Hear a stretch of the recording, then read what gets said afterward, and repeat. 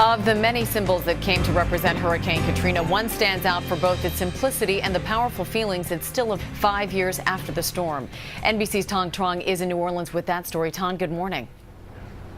Hey there, Amy. Nearly 5 years ago, the levee breaches put 80% of New Orleans underwater. And all around the city, you'll see a lot of signs and images that are reminders of that horrific time. As you mentioned, there's one that truly stands out.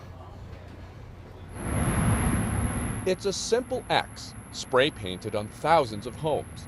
But for the people who suffered through Hurricane Katrina, it triggers a flood of emotions. I would want the X to be X'd out. And some of these X's are grave markers. Those X's symbolize what the entire city went through. In the desperate days after Katrina, search and rescue teams moved house to house, marking each one with an X. These markings are meant to relay information. Up here is the date of the search. Here is the unit that actually conducted it. Apparently this one was from Texas.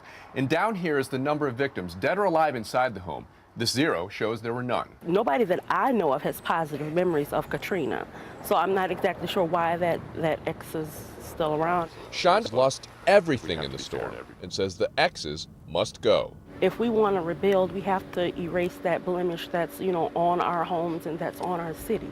But other residents say the X's need to stay. Clyde Bergeron had an artist make a steel replica of his home. It's a terrible thing that happened to the city. And, if we don't keep it in mind and keep memories of it, then no one else will. One history professor says the X's mark a point that can't be lost. I just want to make sure there's some effort to preserve not just the symbol itself, but all of the stories that are behind that.